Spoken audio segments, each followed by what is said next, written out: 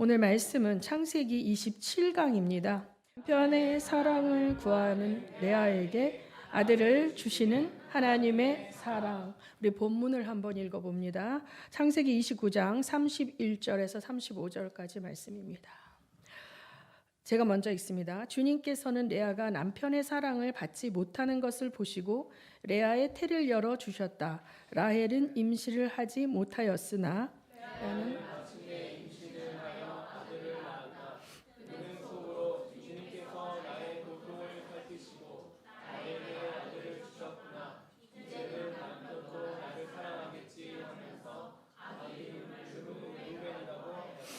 그가 또 임신을 하여 아들을 낳았다. 그는 속으로 하나님께서 내가 남편의 사랑을 받지 못하여 하소연하는 소리를 들으시고 이렇게 또 아들을 주셨구나 하면서 아이 이름을 시몬이라고 하였다.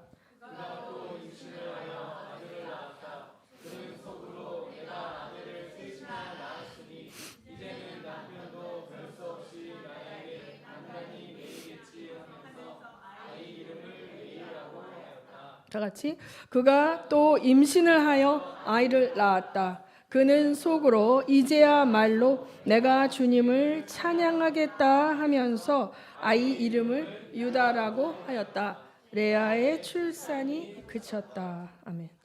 예, 여러분 이 말씀 제목 남편의 사랑을 구하는 레아에게 아들을 주시는 하나님의 사랑, 이것에 대해서 여러분이 100% 아멘이 되시는 분 한번 손 들어보세요.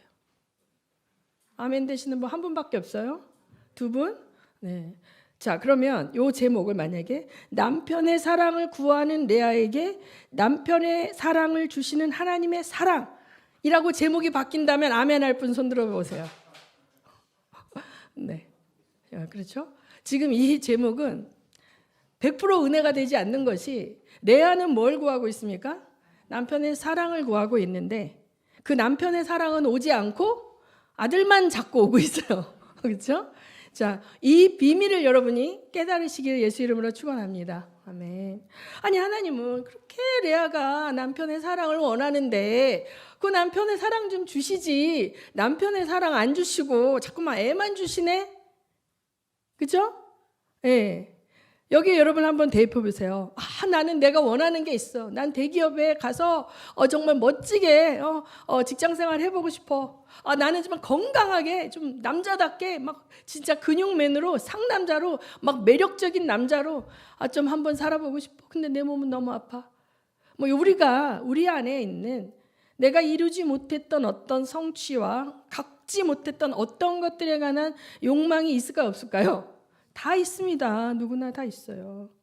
그런데 하나님이 그걸 100% 다 주시는 하나님이 아니시라는 걸 여러분이 잘 아셔야 돼.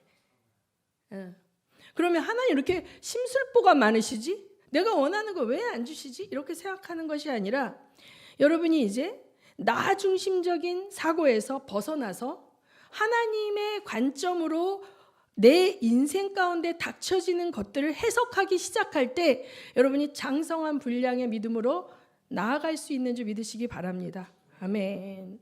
자, 아기를 데리고 예방주사를 맞추러 가요. 강아지를 데리고 예방주사를 맞추러 가요. 그러면 그 병원에 들어가는 순간부터 어떻게 할까요? 벌벌벌 떱니다. 여기서 주사를 맞았을 때 굉장히 아팠던 경험이 기억이 나니까 막 이렇게 우리 강아지도 막 벌벌 떨어요. 그런데 그 주사를 놔야 될까요? 안 놔야 될까요? 놔야 되죠. 죽지 않게 하려면 아기들에게 뭐 파상품 100일에 뭐 하여튼 그런 주사를 놓잖아요. 해열제를 쓰지만 먹이잖아요. 그러니까 그 입장에서는 다 이해할 수 없지만 부모가 주는 사랑은 궁극적으로 뭐예요? 그 대상을 살리는 사랑이라는 것을 믿으시죠? 똑같습니다. 하나님도. 아멘. 자, 그러면 하나님이 만약에 그렇게 레아가 원하는 사랑을 주기 위해서 어떻게 하셨어야 될까요? 라헬을 죽여야 됐을까요? 라헬은 무슨 죄가 있어? 예쁜 죄밖에 없어. 그렇죠? 야곱은 또 무슨 죄가 있어요? 야곱의 마음을 확 해가닥 해가지고 라헬이 어느 날 그냥 너무 싫어지고 어느 날 레아가 막 예뻐 보이면 하나님이 그렇게 마음을 바꿔버리면 하나님이 반칙하신 거예요. 왜냐하면 하나님 우리에게 뭘 주셨어요? 자유의지를 주셨고 우리의 감성과 이성을 통해서 사랑하는 감정을 통해 결혼을 하시도록 세팅하신 게 누구예요? 하나님이십니다. 하나님이 스스로 세우신 결혼의 원칙은 뭐예요? 사랑입니다. 아담이 처음에 하와를 봤을 때 뿅 갔죠. 내 뼈 중에 뼈요, 내 살 중에 살이다. 그건 너는 나보다 훨씬 업그레이드 버전이구나. 이렇게 귀하고 아름다울 수가 이런 표현이에요. 그래서 하나님이 하나님이 세팅하신 결혼의 원칙은 사랑이에요. 그리고 야곱이 사랑한 건 누굽니까? 라헬이에요. 야곱이 결혼하기 원했던 것은 레아가 아니라 라헬이었어요. 이 여자를 취하기 위해서 7년을 어떻게 해요? 7일같이 여기며 열심히 일했잖아요. 자, 이 야곱의 자유의지로 라헬을 사랑하게 되었죠. 라헬이 훨씬 예뻤을 것 같아요. 그렇죠? 개역개정에는 알력이 부족하다. 뭔가 이렇게 외모가 출중하지 않았다. 근데 이 뭐예요? 이 세번역에는 뭐라고 나왔냐면 좀 기억이 안 나는데 어쨌든 순하다. 이렇게 나왔어요. 긍정적인 표현으로 됐어요. 근데 성품과 인격은 레아가 더 훌륭했을 수 있지만 사람을 확 끌고 화려한 매력은 누구에게 있었다? 레아에게 있었다. 라헬에게 있었다.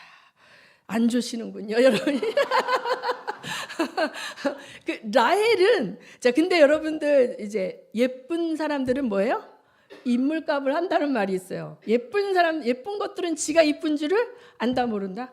알아요. 아기 때부터 예쁜 애들은 막 이렇게 사랑과 관심을 이렇게 집중받으면서 살았기 때문에 그 시선과 그거에 대해서 자기가 밀당을 하고 막 파워를 갖고 올라가는 게 아기부터 있습니다, 여러분.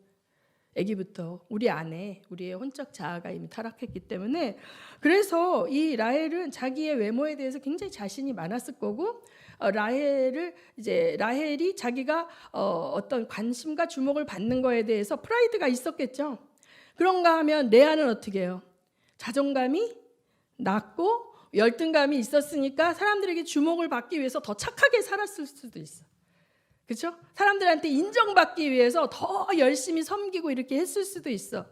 그런데 이 결혼에 있어서 그건 아무 소용이 없었던 거죠. 7년이라는 세월 동안 야곱이 그 집에서 일을 하는데 그때 레아도 있었어요. 근데 레아는 눈에 들어와요, 안 들어와?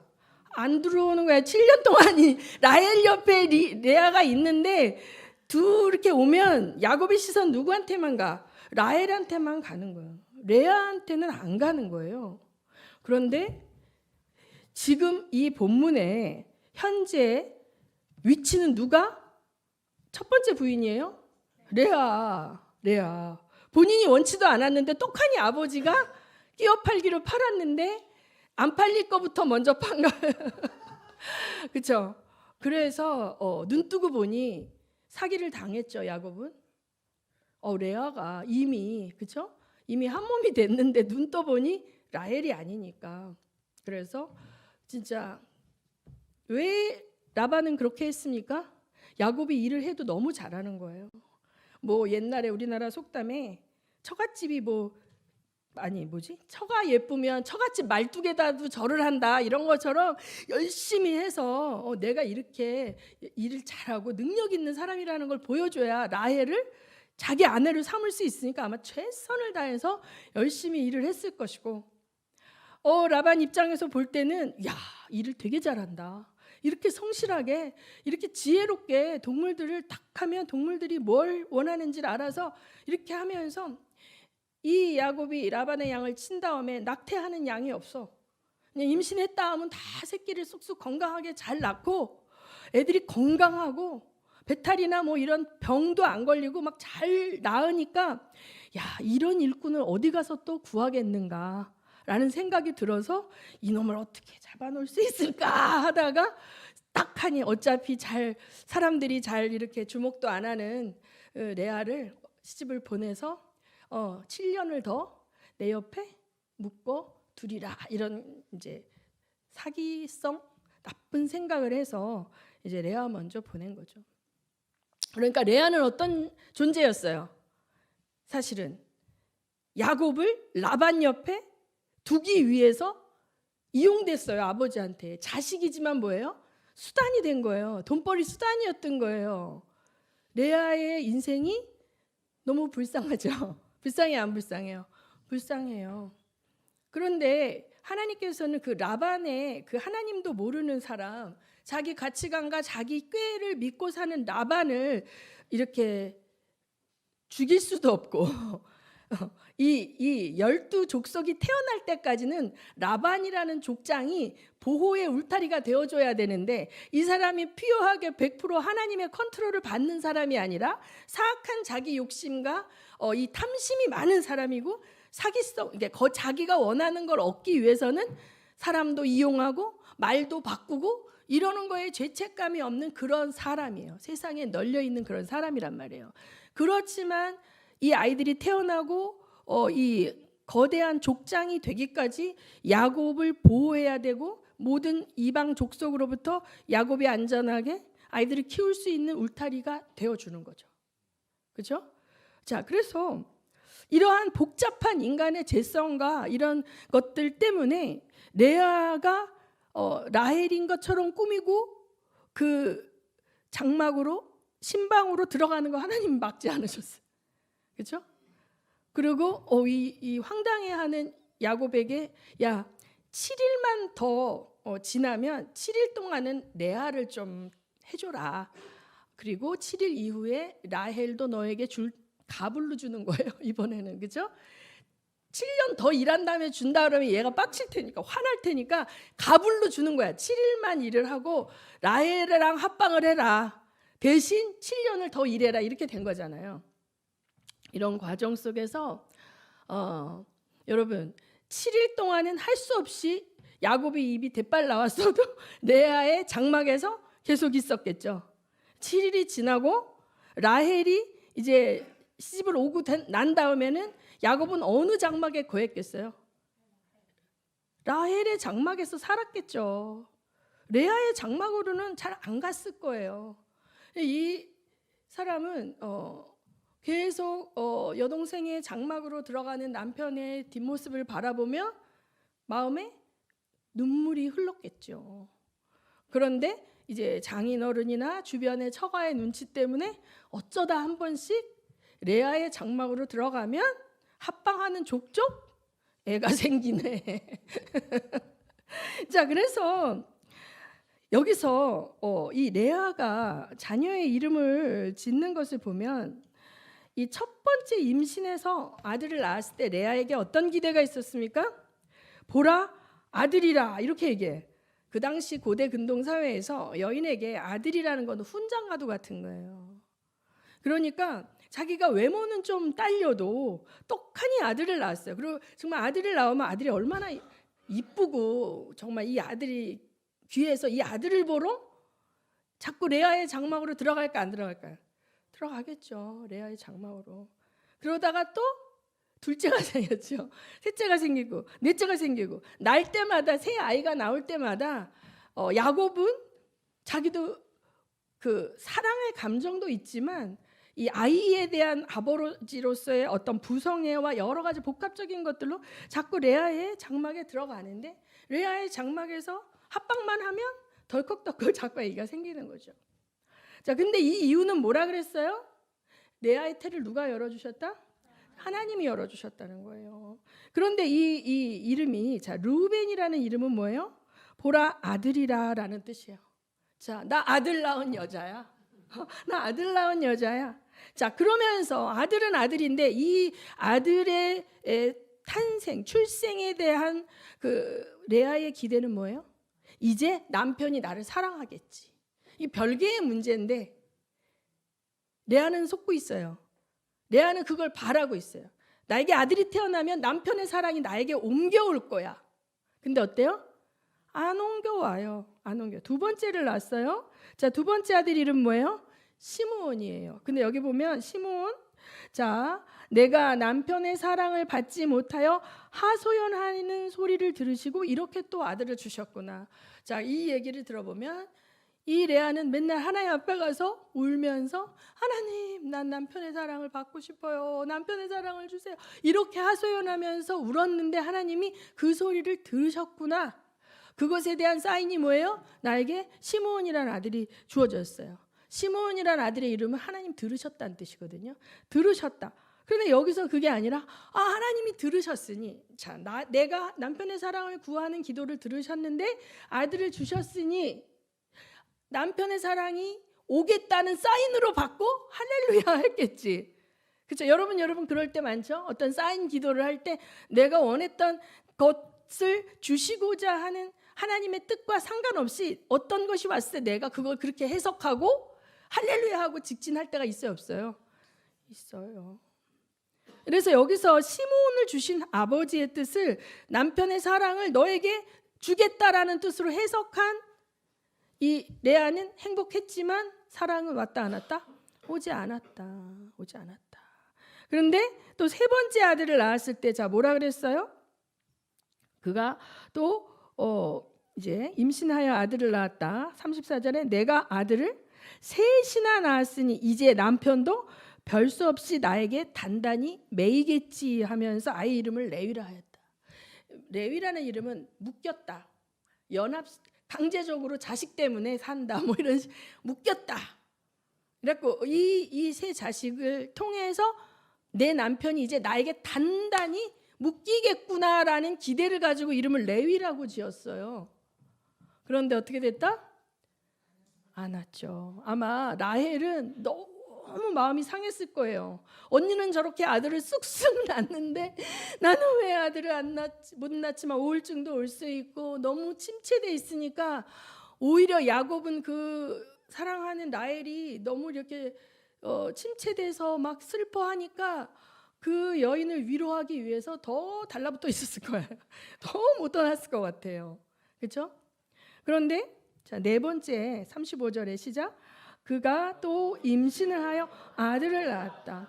그는 속으로 이제야말로 내가 주님을 찬양하겠다 하면서 아이 이름을 유다라고 하였다. 레아의 출산이 그쳤다. 여기서 남편이 나와야 안 나와요? 남편의 사랑에 대한 갈망이 일단 스탑이 되고 하나님을 찬양하겠다. 결단하고 의지하는 거예요. 내 원하는 응답은 오지 않았지만 하나님을 찬양하겠다. 나에게 하나님이 함께 하신다. 그 하나님이 나의 기도를 듣고 계시다. 이 사실만으로 하나님을 찬양하기로 결단한 거예요. 믿음의 승리에 아니에요. 승리했죠. 여러분 이게 여기까지 오는 것도 진짜 쉬운 거 아니거든요. 그렇죠? 그런데 여기서 이제 읽지는 않았지만 중간에 무슨 일이 생겨요. 라헬이 너무 초조한 거예요. 언니가 애를 넷이나 낳았잖아요. 이러다 남편 완전 뺏길 것 같으니까 자기의 몸종 비라를 이게 당신 막 이렇게 얘기하죠. 왜 나에게는 아이를 갖게 안 하고 너 당신 왜 자꾸만 언니만 애 갖게 하냐 했더니 뭐예요? 아이를 주시는 이는 하나님이신데 내가 어찌 당신에게 그거 하겠냐. 자, 합방을 100번 해도 애가 안 생겨. 합방 한 번 하면 애가 생겨. 그러니까 야곱이 아무리 노력해도 라헬이 임신이 안 되는 거예요. 하나님이 이렇게 하시는구나라는 거를 야곱은 알고 있었죠. 그러니까 안 되는구나. 이제 라헬이 알고 자기는 아이를 잉태하지 못하는 여인이라고 생각을 하고 이제 그 당시 사회적으로 가장 많이 쓰여졌던 씨바지를 몸정을 씨바지로 드린 거죠. 사라가 어떻게 했어요? 하가를 드린 것처럼 그냥 그게 우리 임신 못하는 사람들이 요새 뭐 시험관하기 하고 인공수정하고 하는 것처럼 그 당시에는 몸종을 통해서 씨를 받는 것이 그냥 사회적인 그냥 그 방법이었어요. 그러니까 비라를 들여서 애를 몇을 낳아요? 아들 둘을 낳는 거예요. 자, 그러니까 여기서 레아가 자기는 이미 아들이 넷이 있죠. 자기가 낳은 아들이 넷이 있잖아요. 그 흔들리지 말아야 돼. 흔들리지 말아야 되는데 라헬이 직접 낳은 아들도 아니고 편법으로 낳은 거예요. 라헬의 몸종인 비라가 애를 둘을 낳고 나니 레아가 하나님을 찬양하다가 주님을 바라보다가 오, 라헬이 갖다나 사랑하는 라헬인데 또 애 몸종이 나면 라헬의 장막에 들어가서 라헬이 자기 엄마처럼 라헬이 키우잖아요. 그럼 애 빌미로 자꾸 야곱이 그 장막에 들어가겠지 하는 그 불안과 또 두려움 때문에 어떻게 해요? 자기도 실바를 집어넣잖아요. 여러분, 우리가 한 번 승리했는데 이 승리가 죽을 때까지 가면 좋겠지만 세상에 나가서 살다 보면 세상 사람들이 사는 원칙과 이렇게 되면 나만 이러고 살다가 나 그지 되는 거 아니야? 나만 이러고 살다가 나 잘리는 거 아니야? 나만 이러고 살다 나 대학 떨어지는 거 아니야? 막 이런 불안이 있을까 없을까요? 있죠. 나 오늘 하루 도서관 가서 공부하면 풀로 공부하면 공부 많이 할 텐데 내가 주일 예배 드린다고 도서관 안 가면 자리도 못 맡고 청년부 뭐 중고등부 끝나면 4-5인데 그때까지 애들은 공부를 많이 할 텐지 그러고 주일을 제끼기 시작하면 웃는 누가 있네요. 자, 그런 식으로 우리는 자꾸 뒤로 물러가는 것이죠. 11조를 주님 앞에 믿음으로 드렸다가 이자가 올라가.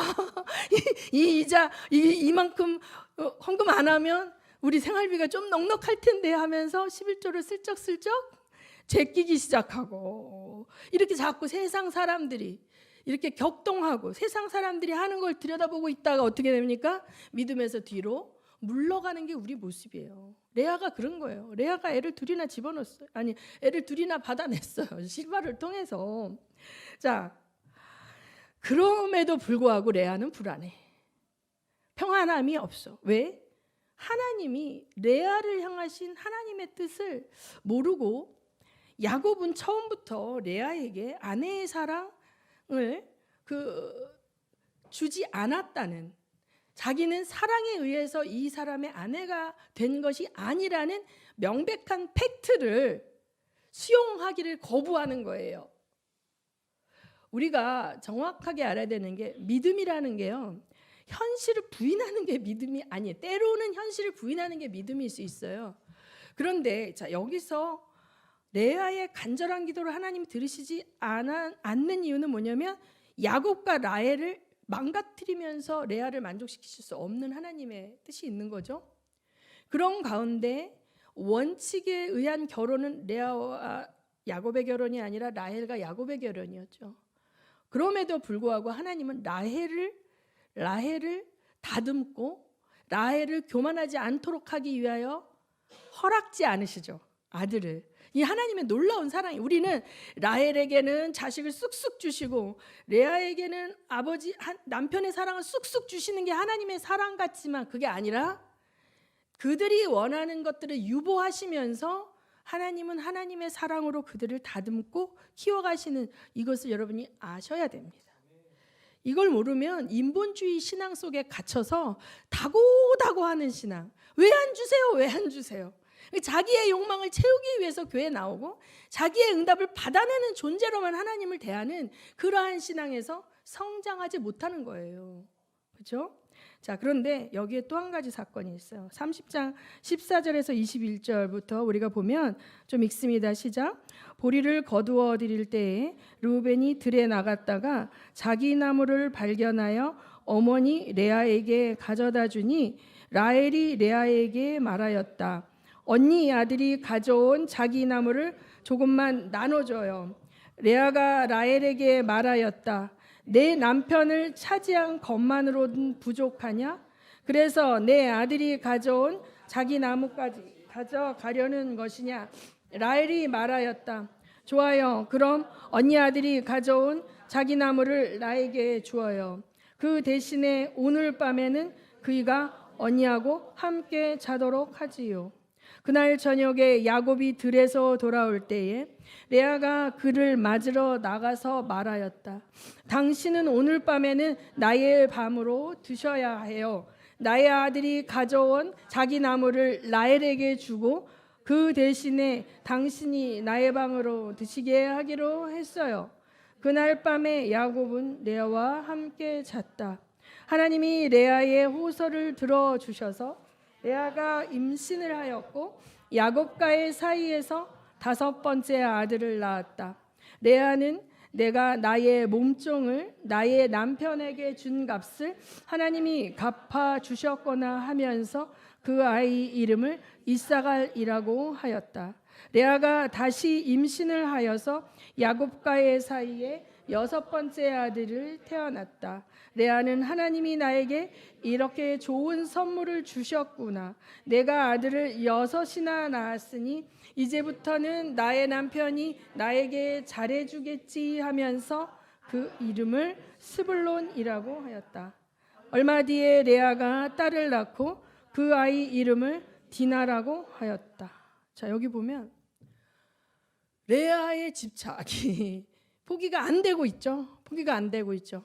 자, 그런데 저는 여기서 너무 속상한 게 이 르우벤이 이때 한 10대 중반 내지는 10대 후반, 어떤 이 아이가 10살 이상은 됐겠죠. 그렇죠? 10살 이상이 됐고 동생들이 계속 태어났죠. 그런데 이 아이가 그 합한채라고 개역개정에 나와 있고 여기선 자기나무라고 되어 있는데 이 자기나무의 뿌리가 이렇게 우리나라 인삼 있잖아요.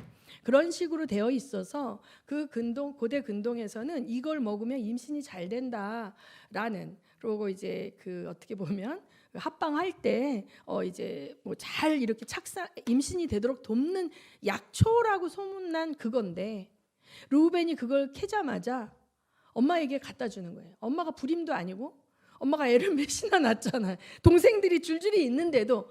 자, 르우벤은 남편의 사랑을 갈망하며 매일 슬퍼하고 남편의 뒤통수를 보면서 눈물 짓는 엄마를 보고 자랐던 거죠. 그 엄마의 눈물과 엄마의 감정과 엄마의 혼적 욕망에 르우벤이 동화되어져서 엄마를 돕는 자가 된 거예요.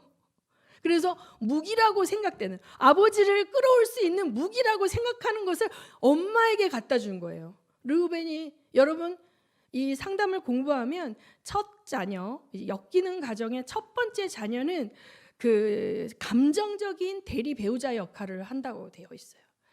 남편에게 소통이 안 되고 시부모님에게 억울함을 당할 때 그거를 대개는 첫 자식에게 하소연하고 위로를 구하는 것이 이 연약한 여자들, 대가족 속의 여자들의 살아가기 위한 붙드는 것이었어요. 그래서 이 르우벤은 엄마의 한숨과 눈물과 애통과 결핍을 그대로 혼으로 스며들어 가면서 크고 있었던 것이에요. 그래서 그 자기나무를 보자마자 이거면 우리 아버지가 우리 엄마를 사랑해 줄지 몰라 하고 엄마에게 갖다 준 건데, 라헬은 이걸 보고 어때? 눈에서 불이 튀기지.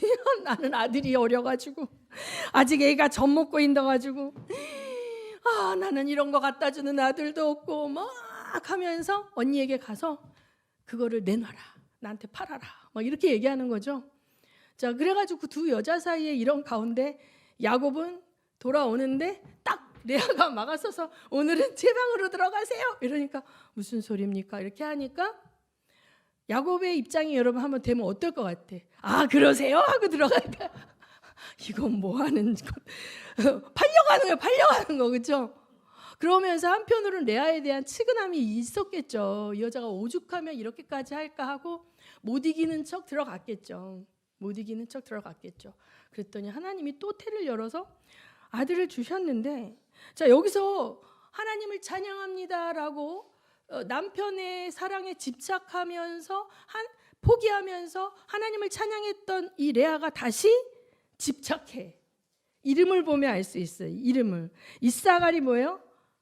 내 여종을 남편에게 양보했던 값을 치러주셨다. 그러면 자, 라헬뿐만 아니라 실바나 빌하가 야곱과 함께 동침하고 아이를 낳는 거를 피눈물을 흘리면서 보고 있었는데 자기에겐 아들이 있잖아.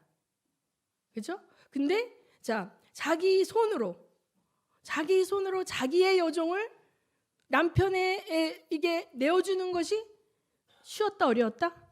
어려웠다라는 거예요. 이곳은 자기에게 볼 때 하나님 앞에서 자기가 의로운 헌신이라고 생각하는 거죠. 그렇죠? 자기 관점에서. 그래서 하나님이 나에게 이 아들을 주었다. 값을 주셨다라는 게 이사갈이라는 뜻이에요. 그런데 이제 스불론이라는 이름은 뭐냐면 스불론이라는 이름의 뜻은 뭐야? 장막에 거한다라는 뜻이야. 이 여섯째 아들을 낳고 나서는 레아는 이제 우리 남편은 내 장막에서 살 거야. 라헬의 장막에서 사는 게 아니라 나와 함께 살 거야. 여러분, 라헬이 처녀 때, 레아가 처녀 때 누구한테 반했어요? 야곱이? 라헬한테 반했어요. 지금 애를 6을 낳았어요. 그리고 세월이 흘렀죠. 늙었죠. 그 다음에 어떤 신비감이나 이런 게 다 사라졌는데, 그죠? 여태까지 안 됐는데, 여태까지 안 됐는데, 그죠? 이 팩트를 받아들이기가 너무 어려워. 우리가 이러고 있지 않은가. 이게 나의 집착과 믿음을 헷갈리면 안 됩니다, 여러분. 그래서 이 레아는 이 이름을 통해서 뒤로 물러갔어요. 딸도 주셨어요. 그렇죠? 딸도 주셨는데 뒤로 물러갔어요. 자, 그래서 그러면 이게 우리의 모습이라면 우리는 뭐 어떻게 해야 돼요? 어떻게 해야 돼요? 재민이 형제 어떻게 해야 돼? 자, 사도 바울의 답을 한번 찾아보겠습니다. 로마서 12장 1절에서 3절을 봅니다. 시작.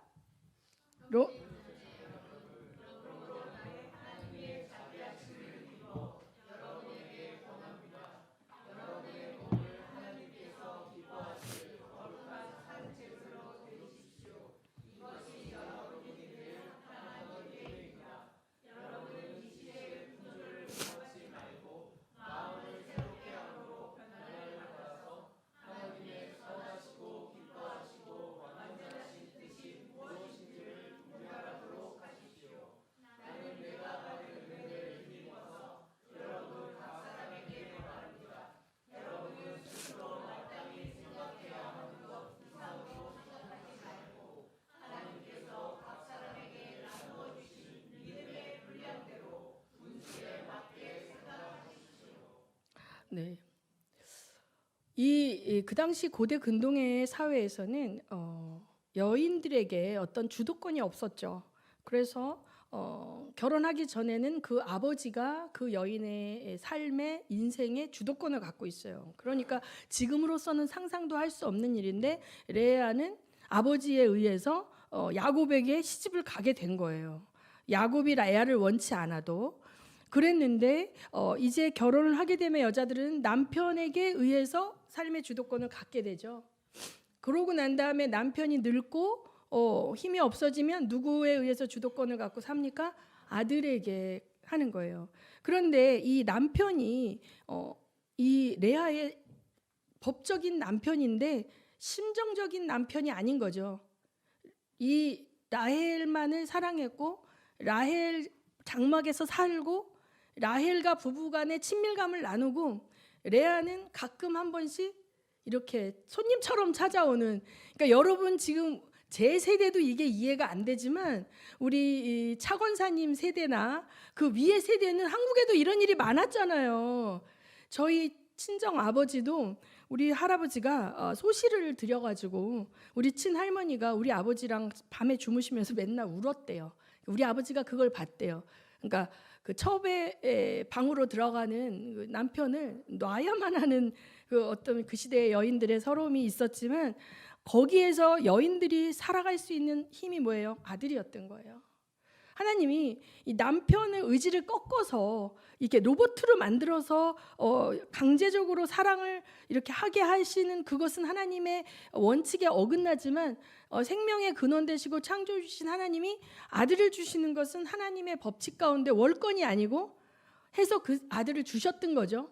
그랬을 때 이제 레아가 하나님 앞에 기도하면서 알아야 했어요. 나에게 주어지지 않는 것과 나에게 주어진 것 가운데 나에게 주어진 사명이 무엇인지를 알아야 했어요. 이 레아는요 엄청난 엄마예요. 그렇죠? 이 레위 족속을 이제 잉태하고 레위 족속을 낳지 않습니까? 모세가 레위 지파잖아요. 그렇죠? 그다음에 가장 중요한 거 예수님이 유다 지파를 통해서 오시거든요. 그 이 유다 왕국의 왕통은 유다 지파를 통해서 오거든요. 그러니까 이 굉장히 자기는 모르지만 하나님 나라를 이게 건설함에 있어서 이스라엘 백성, 이 하나님 나라의 모형인 이 민족에게 굉장히 중요한 미션을 감당해야 할 지파들이 레아를 통해서 지금 태어나고 있거든요. 그러면 이 어미로서 아이들을 바라보고 아이들을 어떻게 해요? 잘 키워야 돼요. 여기 보면 레아는 하나님께 기도하는 자였어요? 아니었어요? 기도했어요. 자기의 삶의 공고함을 하나님께 부르짖는 거에서 초점을 남편의 뒤통수를 보는 것이 아니라 자기의 태의 열매를 주신 아이들을 향해서 기도하면서 이 아이들이 하나님의 사명과 미션을 잘 감당하는 자들로 자라날 수 있도록 잘 양육하고 최선을 다해서 키워야 했어요. 그 당시에 모든 여자들이 그렇게 자녀를 키웁니다. 사랑해서 결혼했어도 첩을 둘 수 있는 시대였잖아요. 일부 다처가 상식이었던 시대였기 때문에 이것을 레아는 실패한 거죠. 그리고 자기의 갈망과 쓴뿌리와 그것을 자녀한테 상속해서 르우벤이 그 자기 나무를 가지고 와서 엄마를 주게 하는, 자기의 혼적 자아를 가지고 아이들을 보지도 않아요. 자, 이 철저하게 이 자기 자녀들은 목적이 아니라 남편을 나에게 끌어오는 도구로, 자기 아버지가 야곱을 자기 라반 옆에 묶어두는 도구로 자기를 이용했던 것처럼 자기 자신도 어떻게 해요? 그 아들들을, 남편을 끌어오는 도구로 이해하며 이름도 그렇게 짓고 그 아이의 정체성을 그렇게 규정해 버리잖아요. 자식은 도구가 아니죠. 하나님이 그 아이를 태어나게 하신 목적이 있어요. 그러면 우리는 청지기로서 그 아이를 양육하며 하나님께 물어봐야 되는데, 나의 목적을 성취해 주는 도구, 이게 우리 죄성을 가진 인간의 모습이죠. 자기가 의대 갈래다 실패했어. 성적이 안 돼서. 그러면 어떻게? 너는 의사 돼야 돼 하면서 애를 하면서 막 의사를 만들고, 이렇게 하는 것이 죄성을 가진 인간들의 왜곡된 모습입니다. 그래서 여기서 하나님이 우리에게 주신 명령은 산 제물로 우리를 드리라는 거예요. 산 제물로 드리라. 산 제물로 드리는 것은 뭡니까? 이 세상의 풍조를 따라가지 말아라. 우리는 다른 방법으로 사는 자들이다. 그 다음에 정말 내가 원하는 것, 내가 정말 너무 원하는데 이 원함이 하나님께로부터 온 것이냐, 나의 옛 자아로부터 온 것이냐 구별하시고, 하나님으로부터 온 것이 아니라 나의 욕망이라면 이거 어떻게 돼? 십자가에 못 박아야 돼. 십자가에 못 박아야 됩니다. 아멘. 네, 십자가에 못 박아야 돼. 그래서 사도 바울은 나는 날마다 죽노라 그랬어요. 여러분, 우리 수련회 때 와서 말씀을 전했던 우리 순교자의 소리 기억하세요? 예, 모르시는 분들도 있지만 그 순교자의 소리에서 이렇게 제가 조그만 이렇게 냉장고에 붙여놓는 그거를 이게 해갖고 냉장고에 붙여놨는데 오늘 아침을 하다가 딱 읽었는데 갔던 생각이 나요. 거기에는 순교자를 3가지 색깔로 구별합니다. 빨간색 순교자가 있습니다. 빨간색 순교자는 신앙 때문에 실제적으로 목배임을 당하여 죽은 순교자의 이름들을 거기 빨간색 순교자로 이렇게 했어요. 녹색 순교자가 있어요. 녹색 순교자는 매일 자신을 부인하고 자신의 꿈과 자신의 계획과 자신의 인생의 목적과 가치를 죽이는 크리스찬. 그 욕망과 나의 원함과 나의 야망과 나의 목표에 대해서 죽은 크리스찬을 녹색 크리스찬이라고 표현합니다. 그다음에 그 흰색 크리스찬은 뭐냐면 세상의 철학과 세상의 가치와 세상의 시스템과 세상의 문화와 그 세상 속에서 나에게 정해주는 목표에 대해서 죽은 자. 이것을 이렇게 구별해 놨어요. 그럼 우리는 빨간색 순교자가 돼야 되겠죠? 싫어요?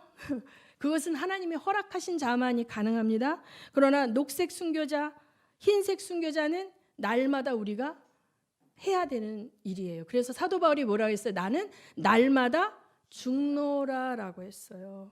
주신 자녀들이 하나님의 기업임을 알고 이 아이들을 주목하며 하나님께 키워냈다면, 레아는 남편의 사랑은 받지 못했지만 하나님으로부터 오는 거룩한 기쁨과 사랑을 경험하며 행복한 인생을 살았을 거예요. 그런데 한평생 한과 원망과 결핍에 가득한 인생을 사는 그러한 자가 된 거예요. 여러분 중에 혹시 유튜브 위라클이라는 거 본 사람이 있어요? 위라클 유튜브? 본 적 있죠?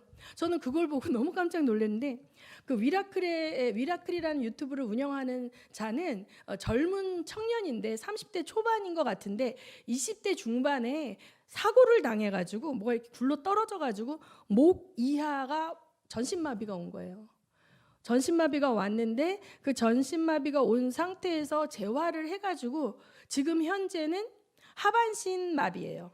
이 상체는 이제 움직이더라고요.